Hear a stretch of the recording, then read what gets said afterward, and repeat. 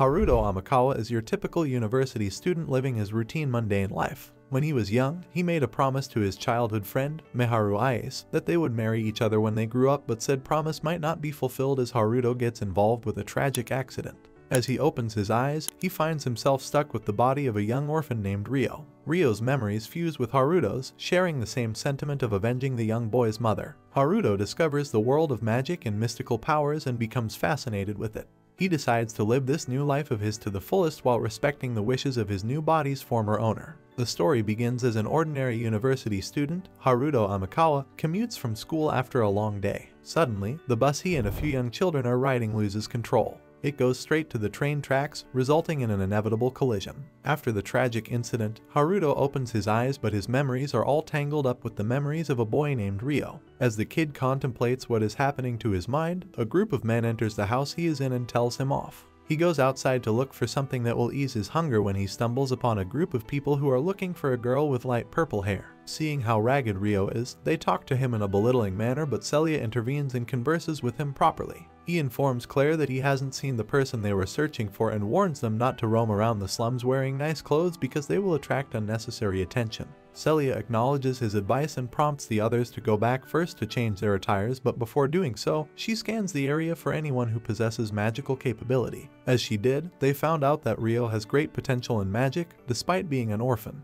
Before leaving, she hands Ryo a pocket of silver as a token of gratitude for his cooperation. Ryo returns to his shack only to be attacked by a mysterious assailant. All the people he is living with are lying lifeless on the floor. As Ryo faces a certain demise from the attacker, time suddenly stops, followed by the appearance of a mystical spirit who tells Ryo that she will teach him the ways of magic. With a gentle touch to his face, she imprints to Ryo how to use magic, then fades away. Combining his newfound strength and Haruto's martial prowess, he was able to successfully subdue the masked attacker. A sack in the corner began moving, catching Ryo's attention. When he opens it, he finds a girl with light purple hair, matching Celia's description of the person that they are looking for. He takes him outside in an attempt to deliver the unconscious girl to Celia's group, but while he is carrying her on his back, he runs into them. They started accusing him of lying, saying that he kidnapped Lady Flora. He tries to explain what happened to them, but they aren't interested in hearing him. Ryo gets thrown to prison, where he endures a gruesome beating at the hands of the knight, trying to make him confess to the crimes he didn't commit.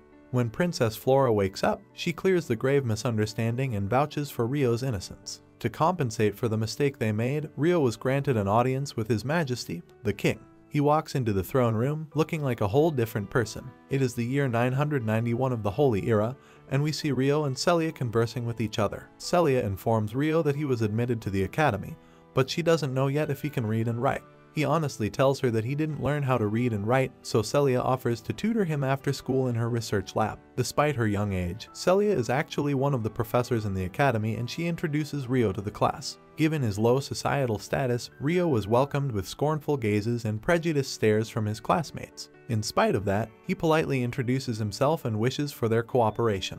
After class, Ryo goes straight to Celia's laboratory, who angrily opens the door as she is disturbed. He apologizes to her, saying that she can't read so he doesn't know what is written on the door. Celia invites him inside to start her tutor lesson. She gets a little embarrassed for how messy her room is, but Ryo tells her to pay it no mind. Celia was impressed by Ryo's quick-wittedness, especially by his mathematical ability, though for him, it was all child's play since he was a university student in his past life. They casually talk to each other while sipping a nice cup of tea. During the combat training, their professor takes an interest in Ryo's swordsmanship, so he prompts him to have a little duel. He was told to use the sword style he is most comfortable with, so Ryo utilizes Haruto's knowledge of Japanese kendo. The professor is impressed by his skills and says that he has the making of a knight, but Ryo informs him that he has no plans on being a knight. After class, he walks out of the classroom, and the sight of the campus reminds him of the memories he shared with his childhood friend, Haruto. The memories of his past haunt him, but he ultimately decides that he will live as Ryo now and will not let Haruto's life hold him back. A commotion in the hallway occurred as the result of the class examination was revealed. The students can't accept that a commoner like Ryo was able to top the entire class along with Princess Christina. As the issue is getting out of hand, Celia comes just in time to save Ryo from unwarranted cheating accusations. Fast forward after some time, Alphonse and Ryo were chosen to participate in the Knights tournament. Alphonse voices out his complaint, saying that a commoner like Rio shouldn't be allowed to participate, but the decision was already finalized. In the tournament, Rio was matched against Charles, the knight who beat him up due to the false allegation of kidnapping Princess Flora. The two took their battle stances, with Rio using his kendo style. Charles thought that he was mocking him for not using his shield and stated that he would punish him, but in the end, Rio ended up victorious. In the shade of the night, Celia reviews her students' plans after graduation and notices that Rio is the only one who doesn't have one. She grows concerned for his future. In class, Celia demonstrates her expertise in the light spell to her students, leaving them in awe. The class goes outdoors for their practicum test. Alphonse takes the initiative and tells the class about their course of action.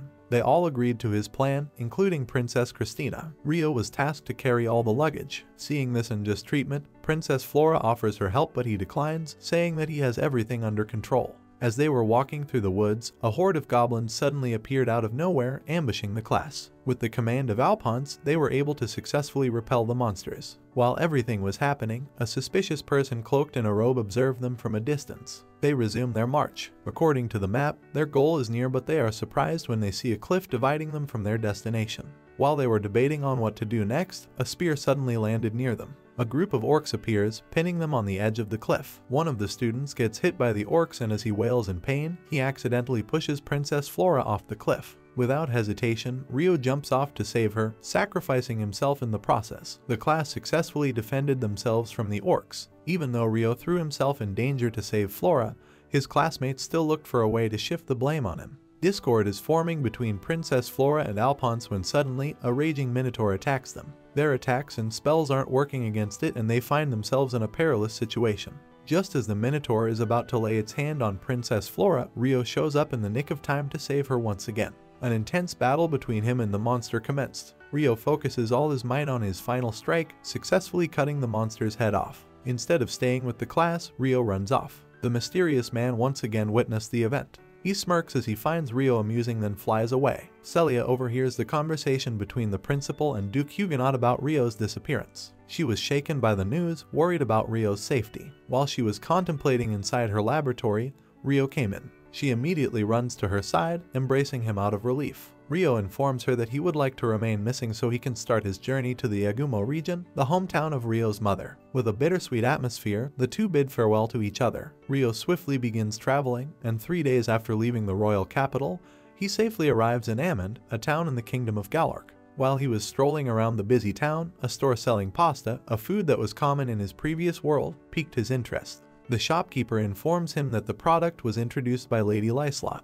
He orders one. The taste reminded him of his life on Earth. He continues his walk in the town when he notices some people eating meat buns, another food from his past world. It is becoming too much of a coincidence for him, so he is eager to meet the brain behind all this familiar food, Lady Lyslot. He checks in at an inn and is served by a nice young lass named Lot.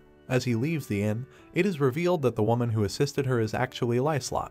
He then continues his journey to Yagumo. Along the way, he stumbles upon what seems to be an unconscious child. As he turns her around to help her, she suddenly spits a poison needle at Rio. The girl turns out to be a demi-human with great combat ability. Rio was able to subdue the child, pinning her to the ground. She suddenly screams for her mother and loses consciousness. Apparently, she was a slave who managed to escape her master but still shoulders all the traumas she experienced. When she wakes up, she is shocked to find out that Rio has dismantled the collar which is hindering her free will. The child's master was revealed to be Steward, one of Rio's despicable classmates. The demi-human intends to follow Rio on his journey, but he doesn't trust her enough to allow her to accompany him. With a trembling voice, she offers the collar to Rio, saying that she will let him put it on her. He declines and lets the girl do as she pleases. She introduced herself as Latifa. Rio gives her food to eat, which makes her cry. It was her first time receiving such kindness. Back in the Royal Capital Academy, Celia happily reads the letters that Rio has sent her. Rio and his new companion camp in the forest and share a delicious meal of spaghetti. As they retire for the night, Latifa suddenly starts talking in her sleep, mentioning her desire to go back to Tokyo.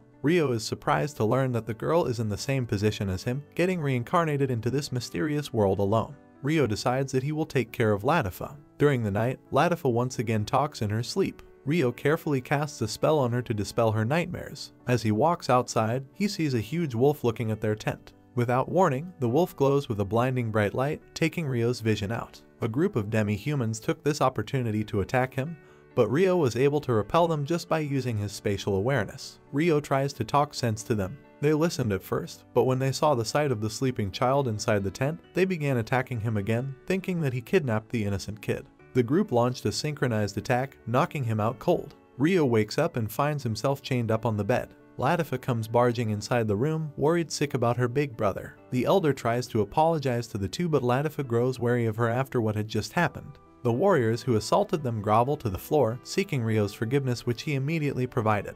The morning arrived and Rio was taken for a stroll by the elder. She informs him about the World Tree, an enormous tree where the Great Dryas spirit resides. Despite its size, no one was able to detect it apart from the forest village because of the illusion magic that it emits. She then invites him to meet the leaders of the village, where he meets Sildora, the eldest in the village, Ursula the old woman, and Dominic the dwarf. They showed him their sincerest apology for the incident and expressed their gratitude for saving Latifa, who is one of their kin. The elders offered him to live in the village for a while for Latifa's sake, which Rio immediately agreed to. While they are discussing Rio's next plan, the spirit of the World Tree, Lady Dryas, appears before them. She tells Rio that she feels a faint presence of spirit within him but says that it seems to be sleeping. Dryas takes a look inside Rio's heart and finds out that there's a person-shaped spirit sleeping inside him. He was then introduced to their new house where he and Latifa will be residing for some time. The child excitedly toured him around their new home. Rio and Latifa started to get along with everyone in the village, indicating that they had been accepted as part of their community. The Grand Spirit Festival commenced and the people of the village asked for the spirit's blessings and divine protection. Meanwhile, on a distant barren land, the mysterious man from before who was constantly observing Rio descends from a griffin with a knight in tow. The mysterious man, whose name is Rias, procures an egg from the cave and gives it to the knight. They take their leave and fly away. It turns out that the egg belongs to dragons that are now in pursuit of retrieving it. A celebration was held for Rio and Latifa, where they needed to be kissed by Lady Dryas to be a certified resident of the village. A feast then started to celebrate their official residence. While everyone enjoying the feast, Mistress Ursula approached Rio and told him that he should tell Latifa about his departure. Meanwhile, a hooded guy and a blonde-haired stole a wyvern egg. The hooded guy gave the blonde-haired guy a red pill, telling him that swallowing the pill would give him protection. The blonde-haired guy swallowed the pill and the hooded guy left. It turns out that the hooded guy is scheming something, and the blonde-haired guy is his bait. Going back to Rio, he finally tells Latifa that he will leave and wants Latifa to stay at the village for her protection. Latifa hates the idea that his brother will leave him, so she runs away. Meanwhile, Sarah and the others were informed that Lady Dryas felt a reaction inside the barrier, so they immediately left to patrol the village. While patrolling the village, they saw the blonde-haired guy and his griffin. The blonde-haired guy ran away from them heading toward the village, so the girls tried to chase him. While chasing him, they saw a group of wyverns was targeting him. The hooded man finished his objective, so he disposed of the blonde-haired guy, saying that his role was over. The blonde-haired then died and fell from his griffin. He landed in front of Latifa, shattering the egg along with it. The black wyvern was enraged when it saw its egg, so it attacked Latifa. Before things get any worse, Alma arrives, saving Latifa from further danger. They tried to fight the black fighter, but it was too strong for them to handle. Finally, Rio arrived and easily beat the black wyvern. The next day, Rio apologized to Latifa about what happened last night, but Latifa says that she should be the one apologizing and she knew that Rio would leave one day. Rio told her that he plans to go to the Yagumo region because that's the land where his parents came from. Since that is the first time Rio shared anything about himself, Latifa then told him that she used to be a human and she's from a place called Japan. Rio immediately believes her story, which shocks her. He says that he's also a Japanese in his past life just like her, but he never told her because he didn't want to raise a lingering regret. Later that day, Rio is about to depart and he bids farewell to Latifa and the others, before the dwarfs gave him a sword and armor made from the black wyvern he slew. The elders also gave him a space-time cache to make his travels easier. He then departed. There is a lot more to anticipate with Rio's journey towards his goal, but we will be ending the episode for now. See you again next time.